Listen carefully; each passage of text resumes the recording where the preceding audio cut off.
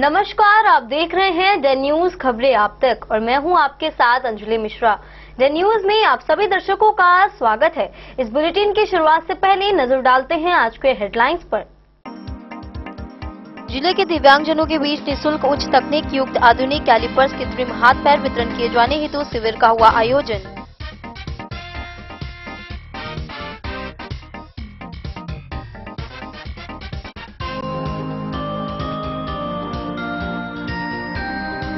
बिहार नगर निगम विधेयक में संशोधन के खिलाफ फूलपरास नगर पंचायत के मुख्य पार्षद धर्मेंद्र कुमार शाह के नेतृत्व में दर्जनों पार्षद के द्वारा पैदल मार्च व पुतला दहन कार्यक्रम का किया गया आयोजन।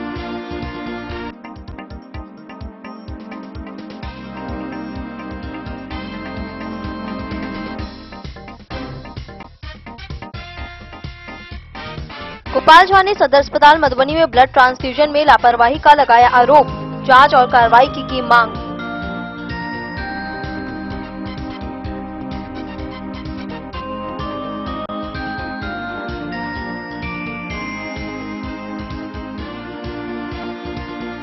जयनगर कृषि कार्यालय में उर्वरक निगरानी समिति की बैठक में उठा सुखाड़ घोषित करने का मामला।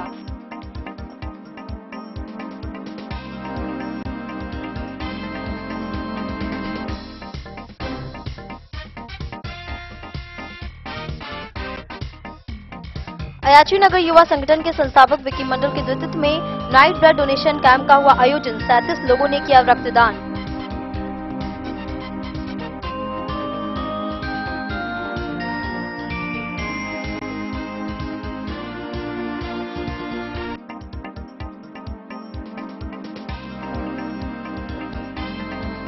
खजौली सीएचसी परिसर में 12 सूत्री मांगों के समर्थन में स्वास्थ्य कर्मियों का अनिश्चितकालीन धरना प्रदर्शन हुआ शुरू।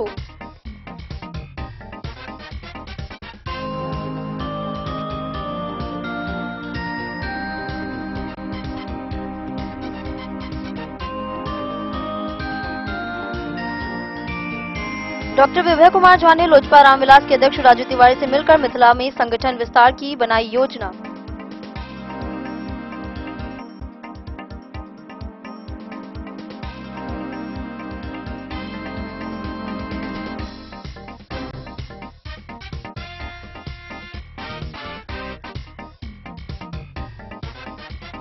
जयनगर अनुमंडल कार्यालय में एसडीओ वीरेंद्र कुमार की अध्यक्षता में स्वतंत्रता दिवस की तैयारी को लेकर हुई एक बैठक।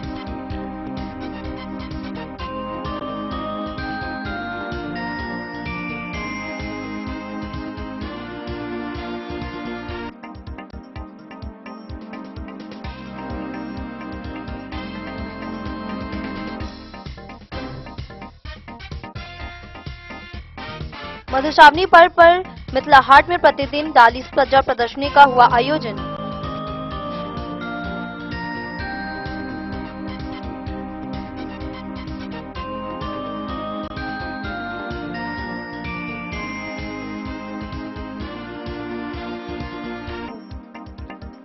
और सहारघाट के पिहवारा गांव के एक दुकान से कंप्यूटर मॉनिटर के साथ 20,000 रुपए नकद की हुई चोरी। 2 अपराधियों को किया गया गिरफ्तार, भेजा जेल।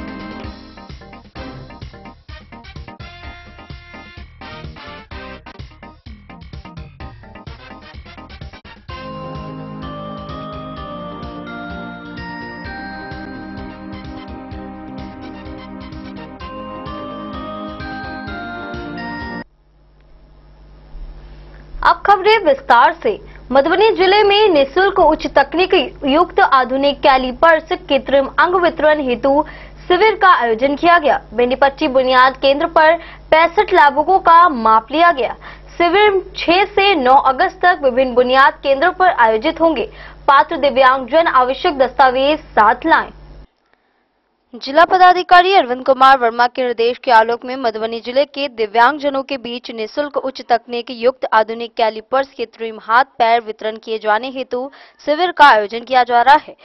सोमवार को दिव्यांगजन हेतु शिविर का आयोजन बेनीपट्टी बुनियाद केंद्र पर किया गया, जिसमें कुल 65 लाभुक आए। इस शिविर में पात्र दिव्यांगजनों का कृत्रिम अंग हेतु माप लिया गया, जिससे उन्हें अगली शिविर में कृत्रिम अंग दिया जा सके। अनुमंडलीय बुनियाद केंद्र पर शिविर की तिथि एवं स्थल निम्नवत है। सदर बुनियाद केंद्र पर 6 अगस्त 2024 को सुबह 11 बजे से जयनगर बुनियाद केंद्र पर, 7 अगस्त 2024 को सुबह 11 बजे से वहीं झंझारपुर बुनियाद केंद्र पर 8 अगस्त को 2024 को सुबह 11 बजे से, फूलपरास बुनियाद केंद्र पर 9 अगस्त 2024 को सुबह 11 बजे से पात्र दिव्यांगजन आवश्यक दस्तावेज जैसे कि आधार कार्ड, दिव्यांगता प्रमाण पत्र या यूडी, आईडी, बीपीएल सूची में नाम का प्रमाण पत्र या आय प्रमाण पत्र लेकर अपने निकटतम बुनियाद केंद्र पर असमय पहुंचकर शिविर का लाभ ले सकते हैं। उक्त जानकारी सहायक निदेशक सामाजिक सुरक्षा कोषांग आशीष अमन ने दी है। डेन न्यूज के लिए सोनू कुमार की रिपोर्ट। फूलपरास नगर पंचायत के मुख्य पार्षद धर्मेंद्र कुमार सिंह के नेतृत्व में पार्षदों ने बिहार नगर निगम विधेयक में संशोधन के खिलाफ पैदल मार्च और पुतला दहन किया। उन्होंने सरकार पर तानाशाही रवैया अपनाने और नगर परिषदों के अधिकारों में कटौती का आरोप लगाया और इस संशोधन को वापस लेने की मांग की है। बिहार नगर निगम विधेयक में संशोधन के खिलाफ फूलपरास नगर पंचायत के मुख्य पार्षद धर्मेंद्र कुमार शाह के नेतृत्व में दर्जनों पार्षद के द्वारा सरकार के तानाशाही रवैये के खिलाफ पैदल मार्च व पुतला दहन कार्यक्रम का आयोजन किया गया। कार्यक्रम को संबोधित करते हुए मुख्य पार्षद धर्मेंद्र कुमार शाह ने कहा कि बिहार सरकार की तानाशाही रवैया बिहार के सभी नगर निगम, नगर परिषद, नगर पंचायत के अध्यक्षों के अधिकार में कटौती की गई है। सरकार को इस संशोधन पर गहन विचार करने की आवश्यकता है। सरकार अगर इस संशोधन को बदलती नहीं है तो लगातार इसके खिलाफ आवाज उठाते रहेंगे।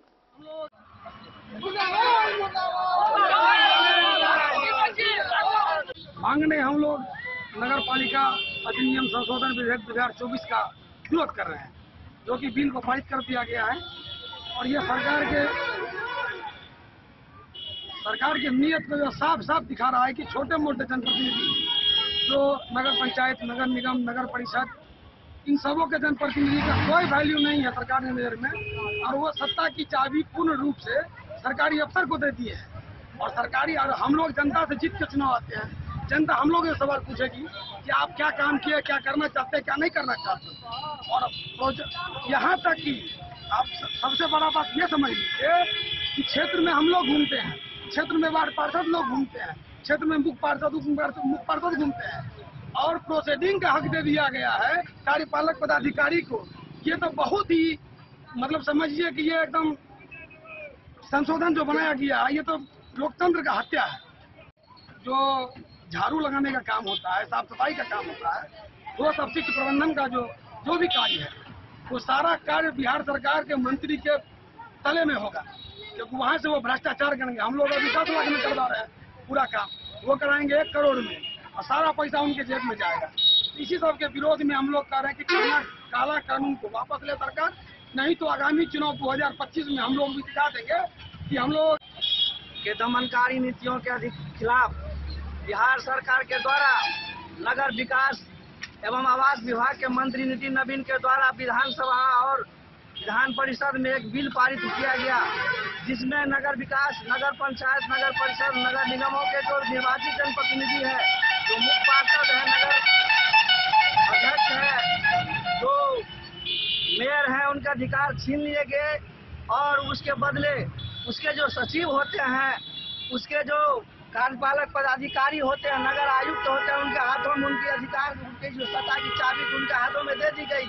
फलस्वरूप आज अफसरशाही सातवें आसमान में पहले से यहाँ भी है, और मुख्य पार्षदों के अधिकार छीन लेने के पश्चात नगर निगमों में, नगर परिषदों में, नगर पंचायतों में विकास का काम बाधित हो सकता है, अफसरशाही चरम पर जा सकता है। इन्हीं चंद विधेयकों के खिलाफ हम सभी निर्वाचित जनप्रतिनिधि जो है नगर पंचायत फूलपरास के, वो सभी आदमी इस काला कानून, काला विधेयक के विरोध में आज मार्च सह नगर विकास मंत्री का पुतला दहन करने हेतु डॉक्टर राम मनोहर लोहिया चौक पर पधारे हैं, और अपने जनता जो मालिक यहाँ उपस्थित है सभी को चेताना चाहते हैं। यह जो सरकार है, यह जनता की सरकार नहीं है, यह अफसरों की सरकार है। यहाँ अफसर अपनी मनमानी करते हैं और निर्वाचित जनप्रतिनिधियों का अधिकार छीने जा रहे हैं। अतः जनता को सजेस्ट करना चाहूँगा, जनता को जागृत करना चाहूँगा इस कानून के खिलाफ अपना सहयोग दे, और हम लोगों को जो लगातार इसके बाद विरोध प्रदर्शन होगा उसमें आप लोगों के सहयोग के। डेन न्यूज के लिए फुलपरास से रुपेश कुमार की रिपोर्ट। गोपाल झा ने सदर अस्पताल मधुबनी में ब्लड ट्रांसफ्यूजन में लापरवाही का आरोप लगाया है। उन्हें एबी पॉजिटिव ब्लड ले देने में गड़बड़ी हुई है, जिसके कारण उनकी हालत गंभीर हो गई है। बार बार ब्लड बैंक और डॉक्टरों के बीच दौड़ने के बाद अंततः इलाज हुआ। गोपाल ने जांच और कार्रवाई की मांग की है। बिहार सरकार भले ही लाख वादे करे, करोड़ों खर्च कर ले, लेकिन मधुबनी जिले में जो सदर अस्पताल है, ISO सर्टिफाइड अस्पताल, इसकी क्या सच्चाई है ये आप हमसे बेहतर जानते होंगे। पिछली रात यानी कि बीती रात एक घटना घटी है। एक मरीज की जाते जाते जान बची है। आखिर हुआ क्या था उस रात को? आखिर ब्लड बैंक के जो प्रभारी हैं डॉक्टर कुणाल साहब, इन पे क्यों आरोप लग रहा है? इसकी क्या वजह थी? आरोप बहुत बड़ा है। ब्लड ग्रुप के साथ छेड़छाड़ का आरोप है, पुख्ता सबूत है। हमारे साथ मौजूद हैं गोपाल जी झा। इन्हीं से जानेंगे कि आखिर उस रात क्या हुआ था और किस हालात में, किस कंडीशन में ये सदर अस्पताल मधुबनी पहुंचे थे। सर, सबसे पहले तो आप हम ये चाहेंगे कि क्या हुआ था, पूरा कहानी जरा समझाया जाए। मेरा नाम गोपाल जी झा है और मुझे हेमोग्लोबिन की कमी लगी तो मैंने जांच करवाया। डॉक्टर ने रिकमेंड किया कि आप ब्लड चढ़वाइए। मैं जब सदर हॉस्पिटल मधुबनी पहुंचा कल 3 अगस्त 2024 को, समय दिन के लगभग 1-1:30 बजे, तो मेरा पेपर देखने के बाद वहाँ जो डॉक्टर थे उन्होंने उस डॉक्टर मेरे पेपर को एक्सेप्ट करते हुए एक रिक्वेस्ट लेटर बनाए कि ब्लड आप जाके ब्लड ग्रुप में, ब्लड बैंक में डालें और वहाँ एक अपना कोई डोनर बुला करके उनसे ब्लड लें और उसके बाद आपको ब्लड मिलेगा। तो मेरे सगे संबंधी थे, उन्हीं में से एक डोनर वो अपना ब्लड दिए और फिर वो चले गए। उसके बाद जब मुझे मेरे आदमी को, मैं तो भर्ती था सदर हॉस्पिटल में इमरजेंसी वार्ड में, जब मेरे रिलेटिव गए ब्लड बैंक में ब्लड लेने के लिए तो वहाँ ब्लड दिया गया और वो ब्लड लेकर के जब इमरजेंसी वार्ड में आए तो वो डॉक्टर इसको रिजेक्ट किए कि ये ब्लड सही नहीं है और इसलिए इसमें कोई, इसको मैं आपको एक्सेप्ट नहीं करूँगा इसको चढ़वाने के लिए। तो जाइए ब्लड बैंक में, वहाँ जा करके उनसे साइन करा के लाइए इस पर में। जब मेरे फिर रिलेटिव वहाँ गए तो वो लोग डांट के भगा दिए। फिर इमरजेंसी वार्ड में आए तो बोले कि ये ब्लड मैं नहीं चढ़ाऊँगा, ये गलत लग रहा है और जा करके आप साइन करा के जब तक नहीं लाओगे तब तक हम नहीं चढ़वाएंगे। तो इसी क्रम में 4 बार 5 बार दौड़ाया गया मेरे रिलेटिव को। अंत में ब्लड बैंक के जो भी स्टाफ थे वहाँ उस पर अपना साइन करके दिए। जब मेरे रिलेटिव फिर आए यहाँ पे इमरजेंसी वार्ड के डॉक्टर के पास कि सर इस पे तो आप साइन कर दिया है, तो क्या आप इसको ऑथेंटिक मानेंगे? तो डॉक्टर साहब ने कहा कि मुझको इससे कोई मतलब नहीं है, ये बात मामला कोर्ट बताएगा कि ये ऑथेंटिक सिग्नेचर है कि नहीं। तो वो लोग डांट के भगा दिए। फिर इमरजेंसी वार्ड में आए तो बोले कि ये ब्लड मैं नहीं चढ़ाऊँगा, ये गलत लग रहा है और जा करके आप साइन करा के जब तक नहीं लाओगे तब तक हम नहीं चढ़वाएंगे। तो इसी क्रम में 4 बार 5 बार दौड़ाया गया मेरे रिलेटिव को। अंत में ब्लड बैंक के जो भी स्टाफ थे वहाँ उस पर अपना साइन करके दिए। जब मेरे रिलेटिव फिर आए यहाँ पे इमरजेंसी वार्ड के डॉक्टर के पास कि सर इस पे तो आप साइन कर दिया है, तो क्या आप इसको ऑथेंटिक मानेंगे? तो डॉक्टर साहब ने कहा कि मुझको इससे कोई मतलब नहीं है, ये बात मामला कोर्ट बताएगा कि ये ऑथेंटिक सिग्नेचर है कि नहीं है, मैं इसमें कुछ नहीं बता सकता। तो फिर मेरे रिलेटिव बोले कि सर अगर ये ब्लड चढ़ेगा और मेरे पेशेंट को कुछ होगा तो इसका जवाबदेही कौन लेगा? डॉक्टर बोले मुझे कुछ नहीं मालूम, आपने ब्लड बैंक से सिग्नेचर करा के दिया है, मैं इसको चढ़वाता हूँ। चढ़वाने के बाद क्या होगी इसका जिम्मेवारी मेरे पास नहीं है। लेकिन जैसे ही मुझे ब्लड इंजेक्ट किया जा रहा था 10-15 मिनट के तुरंत बाद मेरे पूरे शरीर में खुजली होने लगा, लाल लाल चकत्ता होने लगा और पूरा भर गया शरीर, गर्मी से एकदम हीट हो गया। मेरा बदन आग के तरह तपने लगा, आंख एकदम लाल हो गया, मैं बोलने की स्थिति में नहीं था मैं। और कोई भी उतने टाइम तक विजिट भी नहीं आया कि ब्लड चल रहा है, कोई भी स्टाफ देखने के लिए नहीं आया कि आखिर क्या हो रहा है। फिर मेरे रिलेटिव जब बुलाने गए तो वो उन पे इस तरह बरसने लगे कि जैसे उनसे भीख मांगने गया है। तब डॉक्टर उठ के आए और आते ही तुरंत ब्लड को स्टॉप किए और फिर कोई दिशा निर्देश दिए कि इसको स्टॉप करो और इनको पानी चढ़ाओ। फिर वो मेरा पानी चढ़ने लगा और उस बीच में वो हेड नर्स जो थी इमरजेंसी वार्ड की, मैं उनसे बोला कि मैडम मेरे रिलेटिव को जो इतना दौड़ाते हैं आप बार-बार ब्लड बैंक और इमरजेंसी में, तो ये अच्छी बात है नहीं, आपको अभी और दौड़ाएंगे, कितनी बार दौड़ाएंगे ये आपको समझ में तब आएगा। तो मैं फिर 2-3 घंटा के बाद होश में आया और मेरे रिलेटिव थे उस पे देखे कि सब पूरा अस्पताल, नर्स, अस्पताल का जो भी स्टाफ था मेरे पूरे परिवार के संग दुर्व्यवहार कर रहा था, गाली गलौज तक करने को तैयार हो गया। और मेरी पत्नी के साथ बहुत दुर्व्यवहार किया कि वहाँ के वो मैडम जो बैठी थी डांट डपट के भगाने के चक्कर में थी।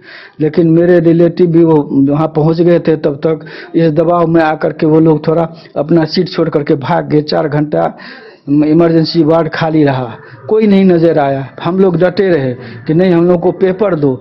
पेपर देने से मना कर दिया गया कि आपका कोई पेपर नहीं मिलेगा यहाँ से, आप यहाँ से निकल जाओ। लेकिन हम लोग डटे रहे। अंत में वो एक लेटर हमको दिए और उसके बाद वो एकदम काला टी-शर्ट में एकदम गमछा लपेट, डॉक्टर कुणाल साहब अपने को बोल रहे थे कि मैं डॉक्टर कुणाल हूँ, ब्लड बैंक का इंचार्ज हूँ, मेरे इशारे पे ब्लड बैंक चलता है, मैं भी आदमी यहाँ रखे पाले हुआ हूँ, आप लोग गुंडागर्दी करने के लिए आते हैं, हमारे स्टाफ को धमकाते हैं। मैं बोला पहले आप अपना परिचय दीजिए। तो बोला जो भी है मैं ब्लड बैंक का मालिक हूँ, जो ब्लड आपको दिया जा रहा है सब सही है, हमारे यहाँ ऐसा कोई दिक्कत नहीं है। तो मैं बोला कि अगर आपके यहाँ दिक्कत नहीं है तो मेरे साथ ऐसा घटना क्यों घटा और कितनों के साथ घटा होगा, इससे पहले भी और आगे घटेगा। इसीलिए मेरी मांग है बिहार सरकार से और सिविल सर्जन से कि अपने जो भी यहाँ इनके यहाँ स्टाफ हैं कोई बैच नहीं लगाते हैं। आप किसी के नाम के लेकर के किसी के नेम प्लेट अलाउ है, जो कोई नहीं लगाता क्या तो मैं गाली गलौज मारपीट कर लूँगी, मेरा तो नाम इसको पता नहीं है और मेरे ऊपर में कोई कार्यवाही नहीं होगी, या इसमें यहाँ के जो अफसर हैं उनमें मिलीभगत होगा। तो मेरी बिहार सरकार से यही डिमांड है कि भारत देश का बिहार और मधुबनी जिला ऐसा मिथिलांचल के मृदुभाषी लोग और उनके साथ ऐसा यहाँ घटना किया जाता है, इसलिए इसमें सुधार लाया जाए और आम पब्लिक का जान माल की सुरक्षा हो। इसीलिए मैं इसके विरुद्ध आवाज़, मैं तो अपना जान बचा लिया ईश्वर की कृपा से, औरों का क्या होगा ये भगवान ही जाने। अब देखिए सवाल बड़ा है, क्योंकि सवाल बड़ा बनता भी है। अब बात यहाँ पे ये आती है कि आखिर वो ब्लड का जो थैला था उसमें टेम्परिंग क्यों किया गया था, उसमें इरेजिंग क्यों किया गया था, उसमें एडिटिंग क्यों किया गया था, उसे छेड़छाड़ क्यों की गई थी। मेरे पास जो इन्होंने प्रूफ भेजा है, इसमें जो रोस्टर डायरी होता है जो ब्लड बैंक के जो लोग होते हैं, जो सिस्टर वगैरह होती है वो जो मेंटेन करती है, उसमें साफ स्पष्ट देखा जा सकता है कि कहीं ना कहीं वो जो उन्होंने व्हाइट थिनर का प्रयोग करके उसे मिटाने की भरपूर कोशिश की है। उसके बाद वो लोग मानने को तैयार नहीं थे कि हमने जो ब्लड दिया है ये ब्लड गलत नहीं था। अगर ब्लड गलत नहीं था तो फिर आखिर शरीर इन्फेक्टेड हुआ क्यों? अगर ब्लड सही था फिर पूरा ब्लड चढ़ने क्यों नहीं दिया गया? तीसरी बात कि 20% ब्लड चढ़ने के बाद डॉक्टर साहब को लगा कि ये ब्लड बेकार है, तो इससे पहले ही उन्होंने जो इनके जो परिजन थे उसको उन्होंने कहा था, डॉक्टर विक्रम शायद उनका नाम है, डॉक्टर विक्रम ने कहा था कि आप ब्लड बैंक से लिखवा करके लाइए कि ये AB ना AB पॉजिटिव ही ब्लड है। जब ये लोग ब्लड बैंक जाते हैं तो वो लोग लिखने को तैयार नहीं होते हैं। उसके बाद प्रेशर डालने के बाद बार बार जाने के बाद वो फिर लिखने को तैयार होते हैं। डॉक्टर को जिस बात की आशंका थी, यानी कि इमरजेंसी वार्ड के जो डॉक्टर विक्रम थे, उन्हें जिस बात की आशंका थी, अंतोगत्वा बात वही साबित हुई कि जब 20% ब्लड चढ़ा, शरीर पूरा इन्फेक्टेड हो गया और किसी तरह उस ब्लड को रोका गया, फिर इन्हें पानी चढ़ाया गया और जो एक फर्स्ट एड होता है इन्हें दिया गया, तब इनकी जाकर के करके जान बची। अब सवाल बड़ा है, सवाल है कि अब जो भी ब्लड का जो थैला था उसके साथ आखिर छेड़छाड़ क्यों किया गया? अगर सही था तो उसमें इरेजिंग फिर क्यों हुआ? हमने अपने जीवन में कभी भी रोस्टर डायरी हो या ब्लड का थैला हो उसमें एडिटिंग तो नहीं देखा होगा। डॉक्टर विक्रम साहब अगर इस परिवार को पहले कुछ नहीं कहते, अगर ये लोग फिर से नहीं उनके पास जाते, तो अगर ये पूरा ब्लड उनके शरीर में चढ़ जाता तो आखिर इसकी जवाबदेही किनकी बनती? अगर मरीज के साथ या उनके परिजन के साथ कुछ गलत होता तो क्या इसके जिम्मेवार डॉक्टर साहब या जो भी ऑफिसर ऑन ड्यूटी थे उस समय के ये होते?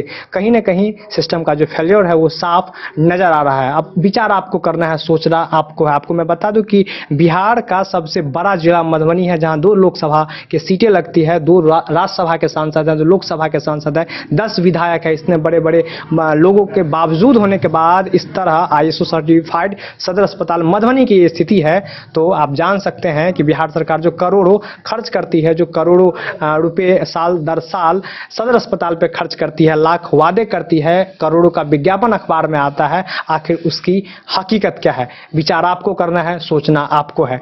प्रश्न जरूर पूछिएगा अपने जनप्रतिनिधि से, अपने सांसद महोदय से, अपने विधायक महोदय से कि आखिर वो लोग चुप क्यों है। अपने सहयोगी के साथ मैं नीतीश झा, मधुबनी से। देखते रहिए डेन न्यूज। जयनगर ई किसान भवन में उर्वरक निगरानी समिति की बैठक आयोजित हुई। राजद अध्यक्ष उमेश यादव ने जयनगर को सुखाड़ घोषित करने की मांग की है। कृषि पदाधिकारी नागेंद्र प्रसाद ने खाद की कालाबाजारी रोकने और नियमित निगरानी के लिए टीम गठित करने पर जोर दिया है। बैठक में कई राजनीतिक और कृषि प्रतिनिधि मौजूद रहे। जयनगर अनुमंडल कार्यालय के समीप ई किसान भवन में मंगलवार को प्रखंड स्तरीय उर्वरक निगरानी समिति की बैठक आयोजित हुई। बैठक में बीडीओ राजीव रंजन कुमार, प्रखंड कृषि पदाधिकारी नागेंद्र प्रसाद, पूर्व MLC प्रतिनिधि सूर्यनाथ यादव, भाकपा माले सचिव भूषण सिंह, कांग्रेस अध्यक्ष सुरेंद्र महतो, राजद अध्यक्ष उमेश यादव, जदयू अध्यक्ष राजकुमार सिंह, अध्यक्ष प्रदीप पासवान, किसान लगनदेव हजरा समेत अन्य लोग मौजूद थे। बैठक में उपस्थित राजद अध्यक्ष उमेश यादव ने जयनगर प्रखंड को सुखाड़ घोषित करने की मांग करते हुए कहा कि खेतों में पानी नहीं तो किसान खाद की खरीदारी कैसे करेगा। उन्होंने खाद दुकानदारों के द्वारा सरकारी दरों से अधिक राशि लेकर खाद की बिक्री की जाती है। कृषि पदाधिकारी ने कहा कि उर्वरक निगरानी समिति की बैठक हर 3 महीने पर होना है। इसके अलावा खेती के समय में खेती से संबंधित बिंदुओं कार्यक्रम का आयोजन किया जाता है, जिसमें BDO, CO, उर्वरक विक्रेता, BCO के अलावा सभी जनप्रतिनिधि भाग लेते हैं।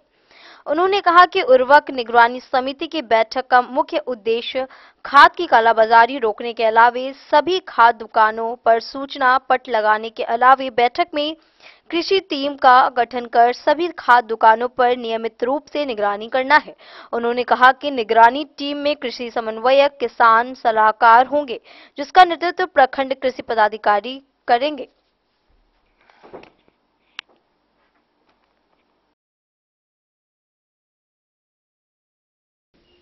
डेन न्यूज के लिए जयनगर से मोहम्मद अली की रिपोर्ट।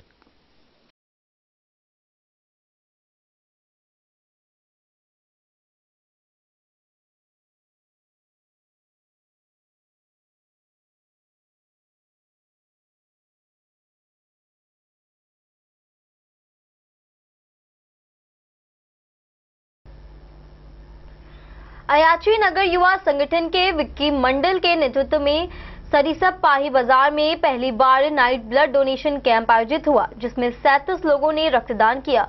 डॉक्टर विद्यानंद झा ने युवाओं को रक्तदान के लिए प्रेरित किया। वहीं संस्था अब तक 700 लोगों को निःशुल्क ब्लड उपलब्ध करा चुकी है।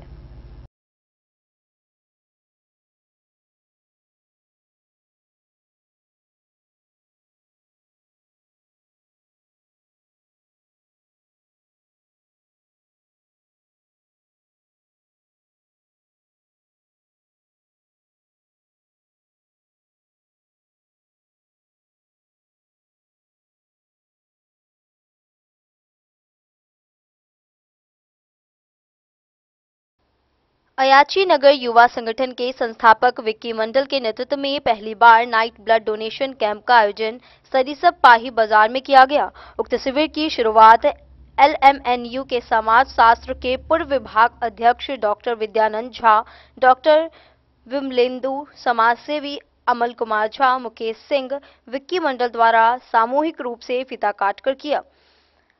शिविर में कुल 37 लोगों ने रक्तदान किया। सभी रक्तदाता को जीवन रक्षक सम्मान से सम्मानित किया गया।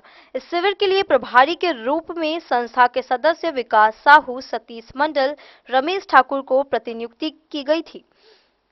मौके पर डॉक्टर विद्यानंद झा ने कहा कि युवाओं को खुल के रक्तदान करना चाहिए, इससे किसी तरह का कोई नुकसान नहीं है। मानवीय सेवा के लिए दृढ़ संकल्पित अयाची नगर युवा संगठन के टीम का कार्य प्रशंसा योग्य है। संस्था के धीरज लाभ ने कहा कि संस्था द्वारा 32वां रक्तदान शिविर का आयोजन किया गया था।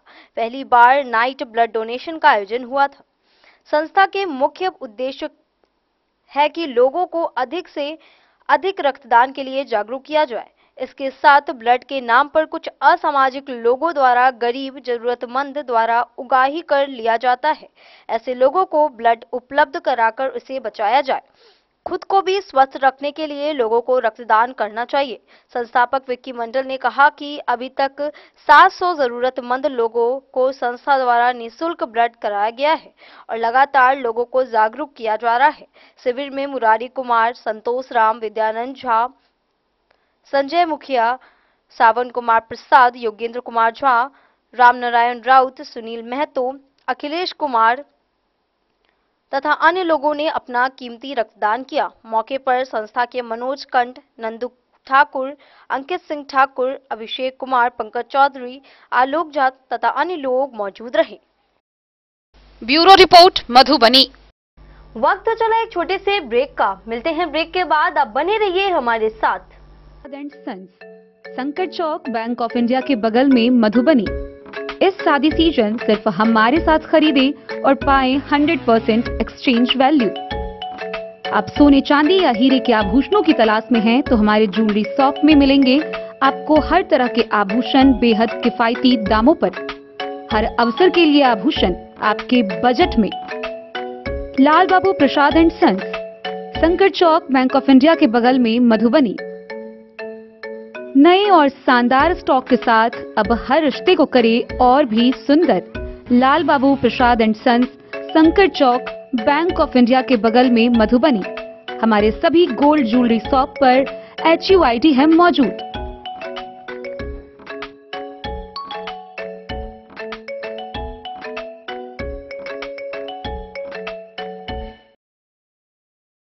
ट्रेंड के इस जमाने में क्या आप भी चाहते हैं स्टाइलिश और फैशनेबल कपड़े? क्या आप अपने लुक को अपग्रेड करना चाहते हैं? अगर हाँ, तो आज ही आएं Bombay fashion readymade sari showroom.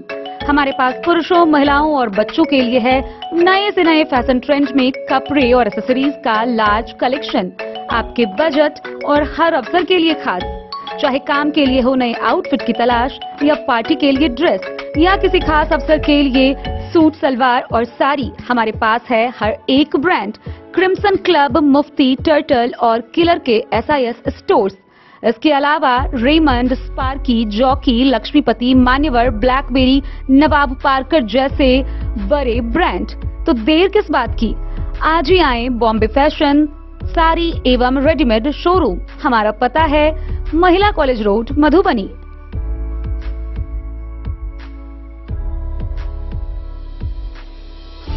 अगर है आपको सोने चांदी या हीरे के आभूषणों की तलाश तो आज ही आएं लाल बाबू ज्वेलर्स, महिला कॉलेज रोड, मधुबनी। मिथिलांचल में 100 वर्ष से अधिक की विरासत और आपकी सेवा में हर आभूषण पर हॉलमार्क उपलब्ध है। हर अवसर के लिए आभूषण, शादी हो, पार्टी हो, त्योहार हो, आपके बजट में और आपके डिजाइन के अनुसार। तो आज ही हमारी ज्वेलरी शॉप पर आएं और अपने प्रियजनों के लिए खरीदे खूबसूरत आभूषण।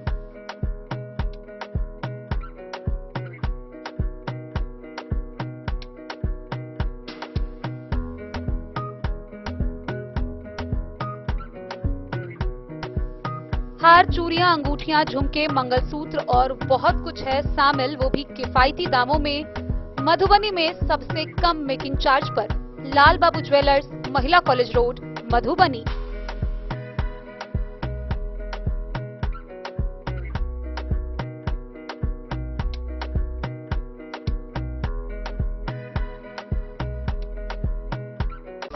ज्वेलरी हाउस स्वर्ण श्री। सोने की शुद्धता मापने वाला यंत्र कैरेटोमीटर यहाँ उपलब्ध है, क्योंकि सोने की शुद्धता और आपके विश्वास के साथ कोई समझौता नहीं। रत्न, सोना व चांदी के हर तरह के आभूषणों के लिए एक बार अवश्य आएं। लाइट वेट व बेहतरीन कारीगरी वाले गहनों का अनूठा संगम। आपका भरोसा ही है हमारी पूंजी। बिना किसी मिलावट व पूरी शुद्धता के साथ हॉलमार्क गहने आपको देना हमारा परम कर्तव्य। तो देर किस बात की, अपने मनपसंद गहनों की खरीदारी के लिए आज ही आए। पता याद रखें, ज्वेलरी हाउस स्वर्ण श्री, बड़ा बाजार, खजौली सीएससी परिसर में स्वास्थ्य कर्मियों ने 12 सूत्री मांगों के समर्थन में अनिश्चितकालीन धरना प्रदर्शन शुरू किया है।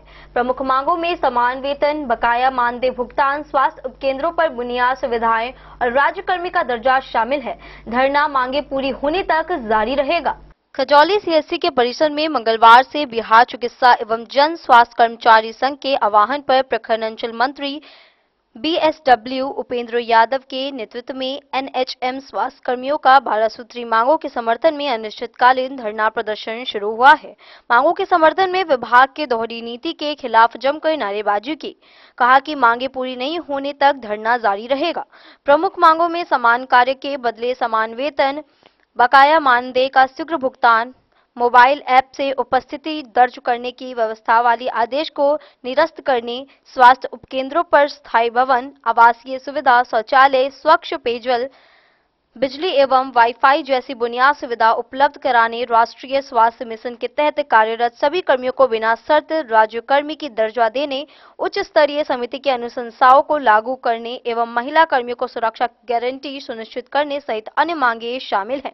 मौके पर जतिन सोमरा, सौरभ कुमार, चेकवंदना, खुशबू कुमारी, भारती कुमारी, पिंकी रानी, विनीता कुमारी, नीतू कुमारी सहित सभी संविदा स्वास्थ्य कर्मी मौजूद रहे। में हम एएनएम के पद पे कार्य करते हैं, मैनेजर कर्मी है हम लोगों को जो है एफआरएस जो है सरकार जो लागू कर दिए हैं उसके लिए हम लोग अनिश्चितकालीन कार्य बहिष्कार पे बैठे हुए हैं, क्योंकि ये पॉसिबल नहीं है। हम लोग जाते हैं जगह जगह क्षेत्र में जाते हैं, लेकिन वहाँ पे इंटरनेट सुविधा नहीं रहता, जहाँ पे हम लोग का यूनिट का भी काम नहीं हो पाता है। उस जगह पे हम लोग कैसे एफआरएस का एटेंडेंस बनाएंगे। इसीलिए वो भी 3 बार बोल रहे हैं कि शाम के 5 बजे तक भी अटेंडेंस बनाना है, तो उस समय में हम लोग को ये पॉसिबल नहीं है। इसलिए हम लोग इसके विरोध में कार्य प्रदर्शन में मतलब बैठे हुए हैं। कार्य बहिष्कार करके सरकार के प्रति जो है प्रदर्शन जारी है। वो सरकार अपनी मांगे जो है तो वापस ले, हम लोगों का मांगे जो है वो जायज करे। हम लोगों का जो जायज मांग है, जैसे समान काम का समान वेतन, उसको चालू करे, पुराना पेंशन चालू करे। हम लोगों का वैसे मांग 12 सूत्रीय मांग है, उस मांग पे वो लोग अमल करे। नहीं सुनेंगी हमारी सरकारी बात, तब तक हम लोग जो है कार्य बहिष्कार करते रहेंगे और धरना प्रदर्शन इसी तरह से करते रहेंगे। शीतकालीन धरना पे बैठे हुए हैं। सरकार के द्वारा एफआरएस सिस्टम लागू किया गया था, जिसका कि पॉसिबल नहीं है। हम लोग अलग अलग क्षेत्र में रोज जाते हैं जहाँ नेटवर्क की सुविधा नहीं रहती है, और वहाँ हम लोग को बोला जा रहा है क्या एफआरएस से हाजिरी बनाने के लिए। तो हम लोग का कहना है कि ये जो वापस लिया जाए हाजिरी को, और हम लोग को समान काम के लिए समान वेतन दिया जाए, पुराना पेंशन लागू किया जाए, हम लोग को परमानेंट किया जाए। हम लोग का 12 सूत्री मांग है। क्या नाम है? अनामिका आर्या।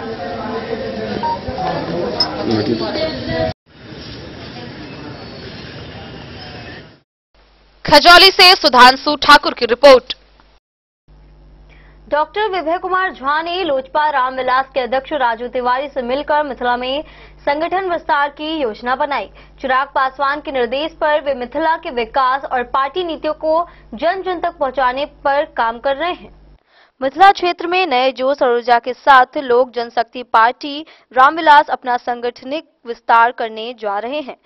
केंद्रीय मंत्री सह लोजपा रामविलास के राष्ट्रीय अध्यक्ष चिराग पासवान के निर्देश पर पूरी कार्य योजना को मूर्त रूप से देखा जा रहा है। युवा लोक जनशक्ति पार्टी रामविलास के राष्ट्रीय उपाध्यक्ष विभय कुमार झा ने बिहार प्रदेश लोजपा रामविलास के अध्यक्ष में राजू तिवारी से पटना में मुलाकात की। इस अवसर पर प्रदेश स्तर और संगठन के कई अन्य नेताओं से भी विचार विमर्श हुआ है। युवा लोक जनशक्ति पार्टी रामविलास के राष्ट्रीय उपाध्यक्ष डॉक्टर विभय कुमार झा ने कहा कि दिल्ली हो या पटना, हम लगातार अपने नेताओं और मार्गदर्शक से मिलते रहते हैं। दिल्ली में हमारे अध्यक्ष और केंद्रीय मंत्री चिराग पासवान ने मिथिला पर अधिक फोकस करने के लिए मुझे कहा है। उस सिलसिले में ही हमने पटना आकर अपने प्रदेश अध्यक्ष तिवारी से मुलाकात की है। डॉक्टर ने बताया कि कई संस्थाओं से जुड़कर बीते 2 दशक से मिथिला के गांव में हमने काम किया है। अब हम लोजपा के संगठन विस्तार और अपनी पार्टी की नीतियों को जन जन तक पहुंचा रहे हैं। एक सवाल के जवाब में डॉक्टर विभय कुमार झा ने बताया कि जब हमारे नेता चिराग ने बिहारी फर्स्ट का मंत्र देते हुए, तो उसमें ही हमारी पूरी संकल्पना निहित है। हम ऐसा मिथिला चाहते हैं जहां से लोग मजबूरी में पलायन न करें। हमारे गांव जब समृद्ध होंगे तो हमारा विकास अपने आप होगा। हम इस पर काम कर रहे हैं। हाल के दिनों में जिस प्रकार से प्रतिदिन सैकड़ों युवाओं का झुकाव है चिराग पासवान और लोजपा के प्रति हो रहा है, वह सुखद संकेत है। Bureau report, Madhubani. जयनगर अनुमंडल कार्यालय में एसडीओ वीरेंद्र कुमार की अध्यक्षता में स्वतंत्रता दिवस की तैयारी को लेकर बैठक आयोजित हुई। समाज सेवी विमल मस्करा और सुभाष शर्मा मुख्य समारोह स्थल का संचालन करेंगे। विभिन्न प्राइवेट स्कूलों के छात्र राष्ट्रगान और परेड में भाग लेंगे। जयनगर अनुमंडल कार्यालय में एसडीओ वीरेंद्र कुमार की अध्यक्षता में स्वतंत्रता दिवस की तैयारी को लेकर राजनीतिक व सामाजिक कार्यकर्ताओं के साथ बैठक की गई। एसडीओ ने उपस्थित लोगों से स्वतंत्रता दिवस को लेकर कई तरह के सुझाव मांगे। उन्होंने उपस्थित लोगों से कहा कि राष्ट्रीय पर्व को सम्मान के साथ मनाना चाहिए एवं राष्ट्रीय ध्वज का सम्मान के साथ ध्वजारोहण किया जाना चाहिए। उन्होंने ध्वजारोहण और राष्ट्रगान एवं स्वतंत्रता दिवस को लेकर पूर्व से प्रशिक्षण दिया जाना चाहिए। स्वतंत्रता दिवस क्यों मना रहे हैं और भारत की आजादी में स्वतंत्रता संग्राम में शहीद लोगों के कामों को याद करते हुए लोगों को बताया जाना चाहिए। स्वतंत्रता दिवस उत्साह के साथ मनाएं। अनुमंडल कार्यालय मुख्य समारोह स्थल का संचालन समाज सेवी विमल मस्करा और सुभाष शर्मा के जिम्मे दिया गया, जबकि सभी समारोह स्थल पर विभिन्न प्राइवेट स्कूल के छात्रों के द्वारा राष्ट्रगान प्रस्तुत किया जाएगा। मुख्य पार्षद ने कहा कि स्वतंत्रता दिवस के दिन सुबह से 12 बजे तक शहरी क्षेत्र में भारी वाहनों का प्रवेश पर रोक लगाई जानी चाहिए। स्वतंत्रता दिवस के दिन मुख्य समारोह स्थल पर विभिन्न प्राइवेट स्कूल के छात्रों के द्वारा परेड में भाग लिया जाएगा। बैठक में एसएसबी के सहायक कमांडेंट मनीष देवानंद, डीसीएलआर सुश्री तरनीजा, प्रखंड विकास पदाधिकारी राजीव रंजन कुमार, अंचलाधिकारी कुमारी सुजाता, अग्निशमन पदाधिकारी सुभाष प्रसाद सिंह, भाकपा माले सचिव भूषण सिंह, राजद के प्रदीप यादव, विमल मस्करा, सुमन शर्मा, अधिवक्ता इंद्र कुमार मंडल, जदयू अध्यक्ष राजकुमार सिंह तथा विनय कुमार सिंह उपस्थित रहे। डे न्यूज के लिए जयनगर से मोहम्मद अली की रिपोर्ट। मधुश्रावणी पर्व पर मिथिला हाट में डाली सज्जा प्रदर्शनी आयोजित की जा रही है। नवविवाहिताएं इसमें भाग ले रही हैं। प्रतियोगिता में अल्पुरा की आरती झा प्रथम रही हैं, जबकि अन्य प्रतिभागियों को सांत्वना पुरस्कार व प्रशस्ति पत्र प्रदान किया गया है। मिथिलांचल का प्रसिद्ध पर्व मधुश्रावणी पर मिथिला हाट में प्रतिदिन डाली सज्जा प्रदर्शनी का आयोजन किया जा रहा है। 25 जुलाई से शुरुआत हुए आयोजन 6 अगस्त तक चलेगी। आयोजन के 12वें दिन रविवार को 26 प्रतिभागी को पछाड़कर अल्पुरा की आरती झा प्रथम स्थान पर रही। इससे पूर्व 11वें दिन 32 नवविवाहिता के बीच रहुआ संग्राम की राखी झा प्रथम थी। प्रतिदिन यहां दर्जनों की संख्या में नवविवाहिता आकर अपनी डाली सज्जा प्रदर्शन करती हैं। प्रथम पुरस्कार के अलावा सभी लोगों को सांत्वना पुरस्कार व प्रशस्ति पत्र दिया जाता है। सुदय की निकिता मिश्रा, तमुरिया की साधना, अल्पुरा की निशु झा, इकडारा की रानी झा सहित कई लोग पुरस्कृत हो चुके हैं। मिथिला हाट में प्रबंधन द्वारा सभी के प्रवेश डाली सज्जा प्रतियोगिता में भाग लेने के लिए प्रवेश निःशुल्क रखा गया है। संस्कृति और मिथिलांचल की परंपरा को प्रतिष्ठित करने के लिए यह अनूठा प्रयोग की लोग सराहना कर रहे हैं। नवविवाहिते अपने जीवन के प्रथम उपहार के रूप में सुसज्जित रखना अपने साथ ले जा रही है। आपके जजेस से मैंने पूछा था जो इस डाली को आखिरकार क्यों प्रथम प्राइज मिला, तो उन्होंने बताया इसमें कारीगरी बहुत थी, कसीदगी की गई थी। प्रथम पुरस्कार पाके कैसा लग रहा है? बहुत खुश हो रहे, बहुत एक्साइटेड थे। उस रोज विजेता थे, आज विजेता हूँ, बहुत खुश हूँ। क्या आप संदेश देना चाहते हैं और जो आपकी मधुश्रावणी बहनें हैं या फिर इसमें जो आपको मदद किए हैं? उन लोगों को सबसे पहले तो जो इन लोग डाली में मेहनत की उन लोगों को धन्यवाद। और जो भी मेरी बहन बंधु सब है उनको बोलेंगे, मैं वही बोलना चाहूंगी कि वो लोग यहाँ पे आए और अपना डाली प्रतियोगिता में भाग ले और अपना मनोरंजन। जी बहुत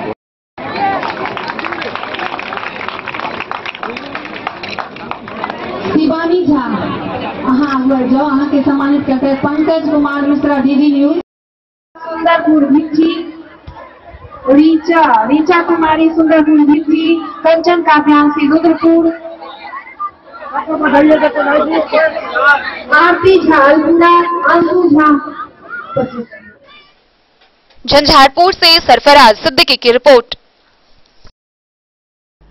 सहारघाट थाना क्षेत्र के पीवारा गांव में दुकान से कंप्यूटर और नगद 20,000 रुपए की चोरी हुई। पुलिस ने दुकानदार दिलीप महतो की निशानदेही पर आरोपियों रामनारायण कुमार और मुकेश कुमार को गिरफ्तार कर न्यायिक हिरासत में भेज दिया है। सहारघाट थाना क्षेत्र के पीवारा गांव की एक दुकान से कंप्यूटर और नगद राशि की चोरी कर ली गई। दुकानदार के निशानदेही पर पुलिस ने उसी गांव के 2 आरोपियों को गिरफ्तार कर लिया है। मामला सोमवार की रात का है। दुकान का पिछला दरवाजा तोड़कर घटना को अंजाम दिए जाने की बात बताई गई है। पीड़ित दुकानदार दिलीप महतो ने पुलिस को आवेदन देकर आरोपी रामनारायण कुमार और मुकेश कुमार के खिलाफ एफआईआर दर्ज कराई है। कंप्यूटर मॉनिटर के साथ दुकान से 20,000 रुपए नगद की चोरी करने का जिक्र आवेदक ने पुलिस को दिए गए शिकायत पत्र पर किया है। आवेदक ने आवेदन में लिखा है कि आरोपी रामनारायण की टोपी दुकान में ही छूट गई थी। उसी आधार पर उसने आरोपियों की पहचान की है। थानाध्यक्ष अरविंद कुमार ने बताया कि पकड़े गए दोनों आरोपियों को न्यायिक हिरासत में भेजा जा रहा है। द न्यूज के लिए मधवापुर से एसके दीपक की रिपोर्ट। वक्त चला एक छोटे से ब्रेक का, मिलते हैं ब्रेक के बाद। आप बने रहिए हमारे साथ। होटल गोकुल राज।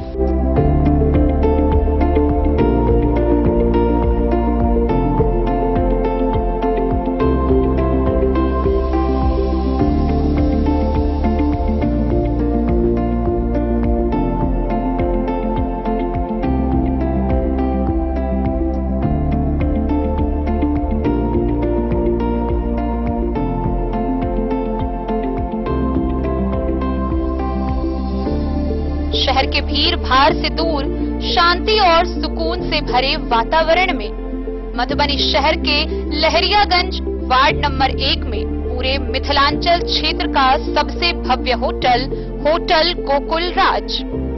4 मंजिला इमारत की इस होटल में है 4 बड़े बड़े बैंकेट हॉल, रिंग सेरेमनी, शादी, मीटिंग या पार्टी, हर एक आयोजन के लिए अलग से हॉल की व्यवस्था, रेस्टोरेंट की व्यवस्था जहां एक से बढ़कर एक लजीज व्यंजनों का मिलेगा संगम और रहने का उचित प्रबंध, suite room, AC room, non AC room से सुसज्जित होटल जहां लिफ्ट की भी है व्यवस्था, पार्किंग का पूरा इंतजाम। तो आइए और इस जिंदगी में खुशियों से भरी यादें शामिल करिए। होटल गोकुल राज मधुबनी में आप लोगों का स्वागत है। होटल गोकुल राज, लहरियागंज वार्ड नंबर 1 मधुबनी। शुभ शगुन वाटिका मैरिज गार्डन मधुबनी शहर के बीचों बीच बाबू साहेब चौक पर आपकी सुविधा अनुसार आकर्षक और भव्य मैरिज गार्डन। शगुन वाटिका विवाह भवन, रिंग सेरेमनी हो या हो शादी, छोटा बड़ा पारिवारिक समारोह हो या हो कोई उत्सव या पार्टी, शगुन वाटिका मैरिज गार्डन दे रहा है आपको सबसे बेहतरीन सेवा। बुकिंग के लिए संपर्क करें गणपति टेंट हाउस, पुराना LIC कैंपस, खादी भंडार मधुबनी। संपर्क सूत्र 7903625254। विवेकानंद मिशन विद्यापीठ शिक्षा के क्षेत्र में एक नया आयाम अब छोटे बच्चों के लिए भी आधुनिक सुविधाओं के साथ उपलब्ध। विवेकानंद मिशन विद्यापीठ जूनियर, जहां क्लास प्री नर्सरी से 5th स्टैंडर्ड तक के बच्चों का एडमिशन प्रारंभ है। अगर आप भी चाहते हैं अपने बच्चों का शिक्षा के क्षेत्र में बेहतर विकास, तो विवेकानंद मिशन विद्यापीठ जूनियर है आपके लिए तैयार। 2.5 से 10 वर्षों के बच्चों के लिए आपको मिलेगा आधुनिक सुविधाओं के साथ एक बेहतर शिक्षा का माहौल। सीबीएसई बेस्ड करिकुलम सिलेबस के साथ साथ स्टूडेंट्स होंगे art and craft, game and sports और कल्चरल एक्टिविटीज में अव्वल। इंग्लिश मीडियम के माहौल के बीच स्टूडेंट्स बनेंगे स्मार्ट, जहां किताबी ज्ञान के साथ साथ हर क्षेत्र में स्टूडेंट्स होंगे अवेयर। हॉबीज और इंटरेस्ट को मिलेगी प्राथमिकता। तो आइए और अपने बच्चों के बेहतर भविष्य के लिए आज ही नामांकन करवाइए। Vivekanand mission Vidyapeeth junior. हमारा पता है तिरहुत कॉलोनी, नगर परिषद, main road, ward number 21, Madhubani.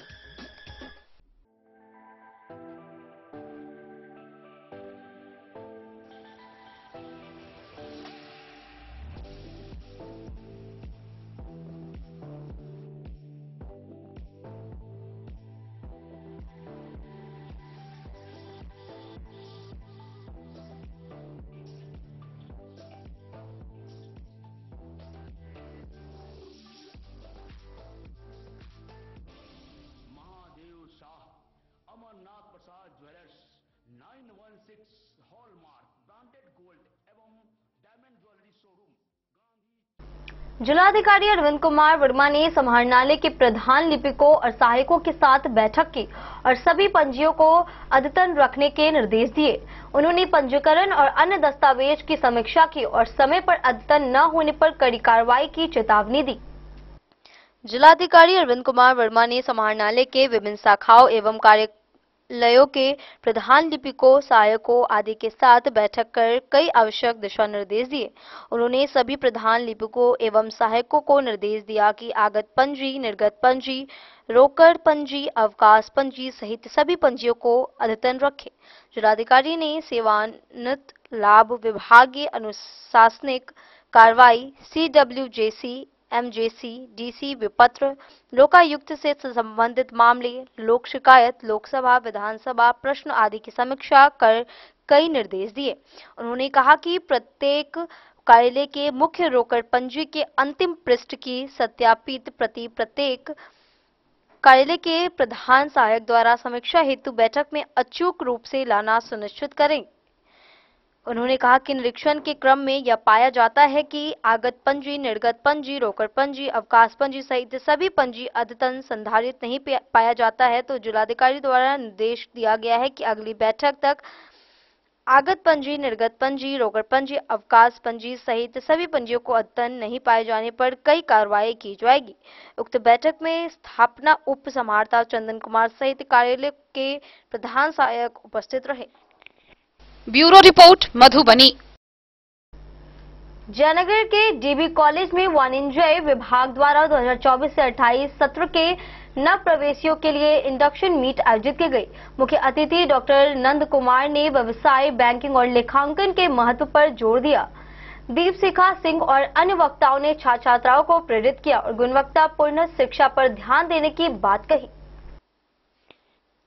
Jaynagar अनुमंडल मुख्यालय के डीबी कॉलेज के वाणिज्य विभाग में 2024 से 28 सत्रों के नवप्रवेशी स्नातक छात्रों के लिए मंगलवार को डॉक्टर शैलेश कुमार सिंह के नेतृत्व में इंडक्शन मीट का आयोजन किया गया। कार्यक्रम का उद्घाटन मुख्य अतिथि प्रधानाचार्य डॉक्टर नंद कुमार, विशिष्ट अतिथि सुश्री दीपशिखा सिंह, मुख्य वक्ता वाणिज्य विभाग अध्यक्ष डॉक्टर शैलेश कुमार सिंह, युवा शिक्षाविद डॉक्टर ज्योति प्रकाश ने संयुक्त रूप से दीप प्रज्वलित कर किया।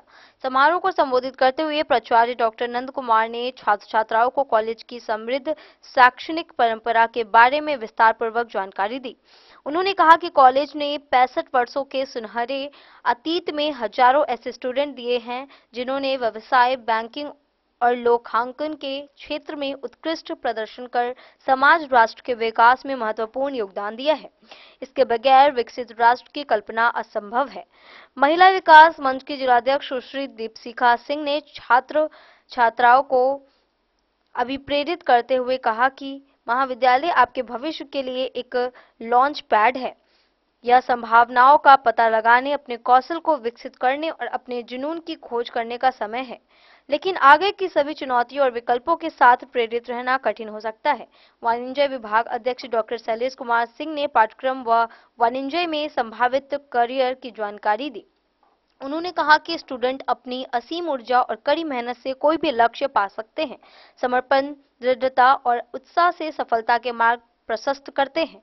उन्होंने CBCS पाठ्यक्रम में छात्रों के लिए उपलब्ध विकल्पों के बारे में बताया। साथ ही उन्होंने सांस्कृतिक संदर्भों को समझने में साहित्य और भाषा के महत्व पर जोर दिया। युवा शिक्षाविद डॉक्टर ज्योति प्रकाश ने कहा कि गुणवत्तापूर्ण शिक्षा और सफलता हासिल करने के लिए पूरे क्षेत्र में सकारात्मक वातावरण तैयार किया जा रहा है। इसमें मेधावी छात्रों की भूमिका भी अहम है।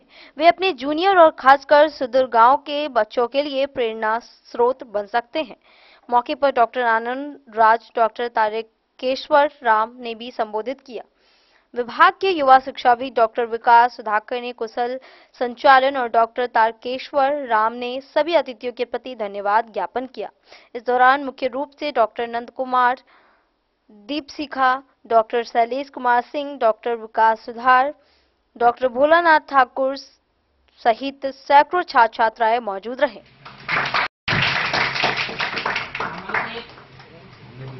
हेलो सभी अतिथियों से आग्रह करना चाहता हूं कि वो दीप प्रज्वलित कर कार्यक्रम की शुरुआत करें।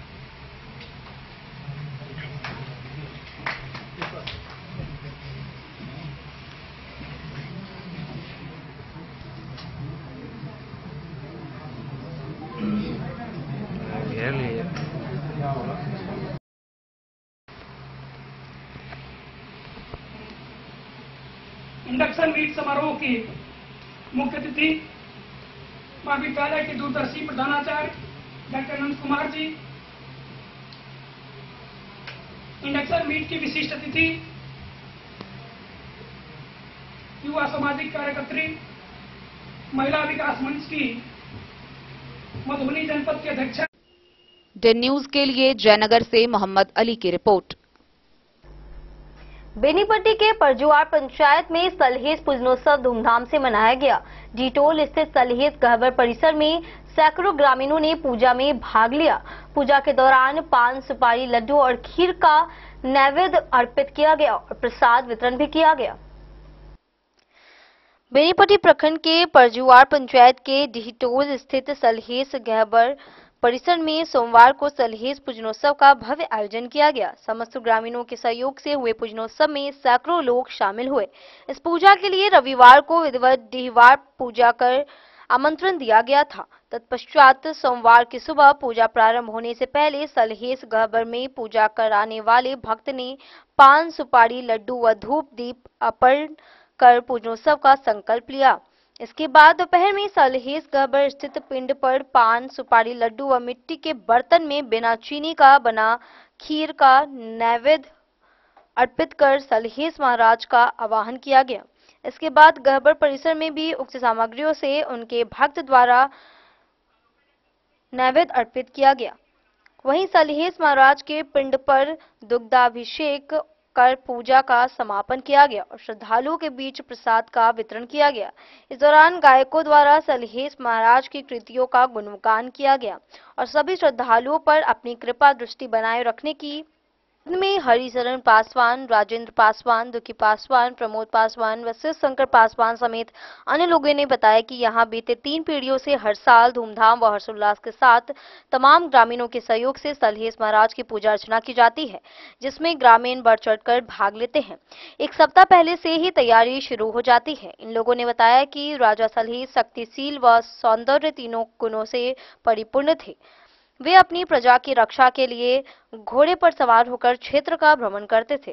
राजा सलहेस अपने राज्य के उत्तर की ओर तिब्बतियों के आक्रमण से कई बार बचाकर और युद्ध में विजय प्राप्त कर अपने नाम पर्वतों का राजा अर्थात सलहेस को सार्थक किया था। जनश्रुति के अनुसार वे चारों वेद के भी ज्ञाता थे और महापराक्रमी थे।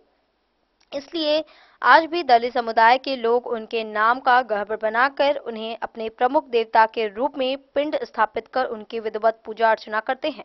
नेपाल में हर वर्ष भव्य मेला का आयोजन किया जाता है। पूरे दिन भर भक्तिमय गीतों व पूजनोत्सव से आसपास का वातावरण भक्तिमय बना रहा।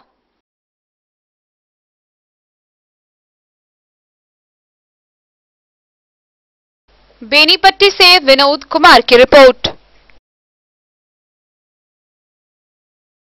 लौकहा थाना क्षेत्र के चतुर्भुज पिपराही गांव में 11,000 वोल्ट का करंट युक्त तार टूटकर गिरने से एक युवक की मौत हो गई।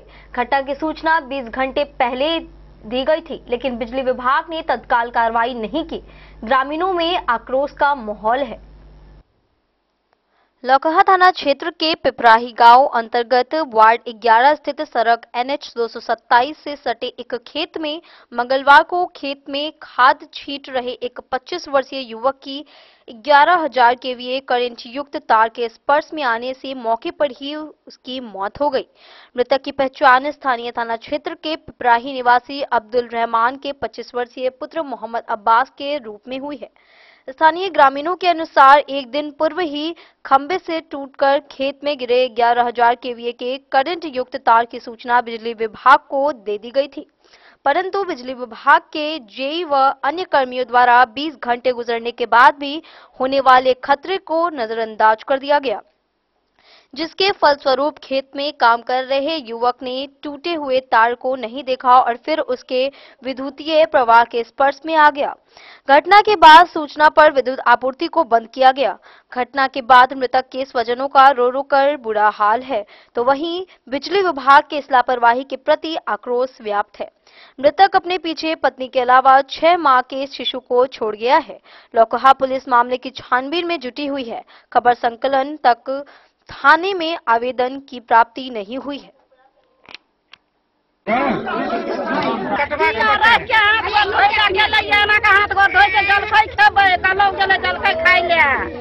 काल गेले ओहि में हाथ गोड़ धोले पानि में, वही पानि में घैस लेलकै, पानि में घैस लेलकै।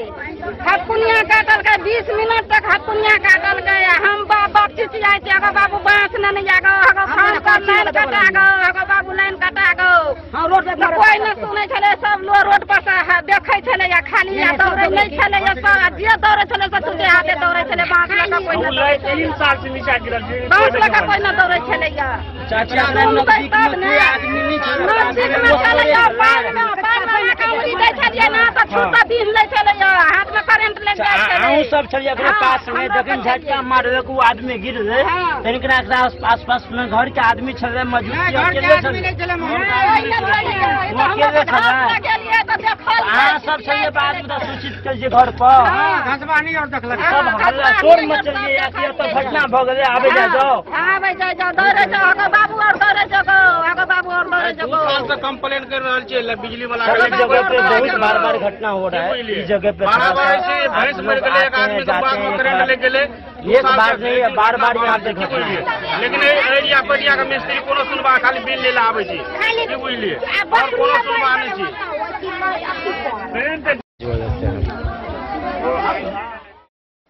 द न्यूज के लिए राशिद रजा की रिपोर्ट। खुटौना प्रखंड प्रमुख मोहम्मद मिराज आलम ने ICDS कार्यालय का औचक निरीक्षण किया। उन्होंने अनुपस्थित कर्मियों पर नाराजगी जताई और CDPO को सप्ताह में 1 दिन खुटौना में उपस्थिति दर्ज कराने का निर्देश दिया। खुटौना प्रखंड मुख्यालय स्थित समेकित बाल विकास सेवा परियोजना कार्यालय का सोमवार को प्रमुख मोहम्मद मिराज आलम द्वारा औचक निरीक्षण किया गया।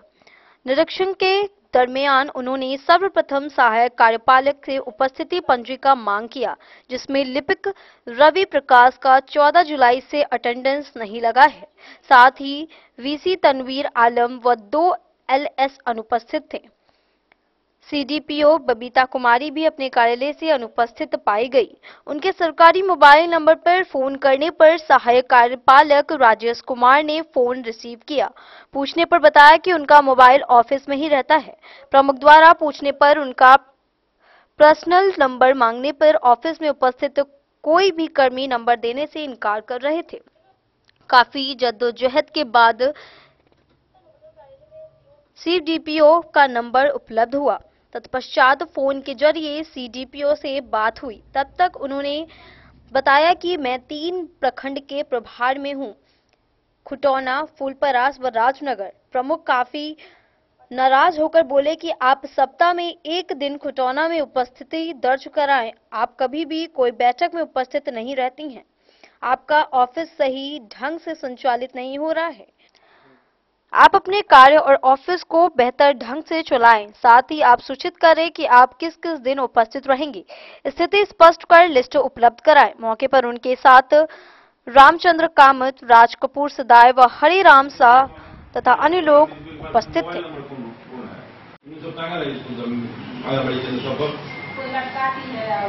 यहाँ पर लटकाया हुआ है, यहाँ नहीं टांगना है उसको।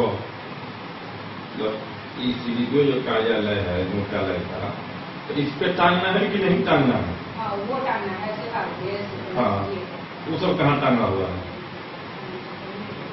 तो कैसे होगा बताइए? जब यहाँ नहीं रहेगा तो आंगनबाड़ी केंद्र पे कैसे रहेगा? और जब यहाँ सीडीपीओ नहीं रहेगा तो वहाँ सेविका सहायिका कैसे रहेगा? तो वहाँ किसको रहना है? नहीं, वहाँ जो आंगनबाड़ी केंद्र पे किसको रहना है? सेविका को ना। बिना पढ़े लिखे ही सेविका सबको बहाली कर देते हैं। आप लोग पढ़ा लिखा उसमें होना चाहिए जरूरी। हम लोग वही करते हैं जो दिशा निर्देश है। दिशा निर्देश में क्या है? पढ़ा लिखा होना चाहिए कि नहीं होना चाहिए? तो कह रहे हैं आप पढ़ा लिखे लोग तो क्या कहते हैं? आप अभी बोले हैं कि पढ़ी लिखी सेविका जो है रोस्टर ताल की, अभी पढ़े लिखी नहीं ताल की। कोई इंटर बीए ग्रेजुएशन भी की हुई है तो वो अपना ये कर तो मैट्रिक को मतलब पढ़ा लिखा तो अच्छा हुआ ना। सरकार का जो गाइडलाइन होगा उसी में हम या आप बहाली करते रहिएगा। कोई मुस्लिम सेवका है उसको भी हमको पकड़ना या क्या होता है उसे देना है तो उसको भी तो साइन करना नहीं आता। नहीं तो उसको साइन करना नहीं आता तो उसका काम है ना कि किसी से लिख करके या लिखवा करके बोर्ड बना करके काम करवाना है। यही नहीं है तो वो वहाँ मान के चलिए क्या होगा? लोग जहाँ जाते हैं ना वहाँ दिशा निर्देश दे देते हैं कि अपना मेनू चार्ट और जो कितना बच्चा को रखना है। अभी मान के चलिए मैडम के पास, के पास मोबाइल नंबर कौन है? उसके पास कोई मोबाइल होगा? हाँ, सरकारी नंबर है, आपके पास नहीं है। यहाँ का जो नंबर है वो किसके पास है? डेन न्यूज के लिए राशिद रजा की रिपोर्ट। आज के इस बुलेटिन में फिलहाल इतना ही। कल फिर हाजिर होंगे नई खबरों के साथ। तब तक दीजिए पूरी टीम को इजाजत और मधुबनी के हर छोटे बड़े खबरों को देखने के लिए देखते रहिए डेन न्यूज। नमस्कार।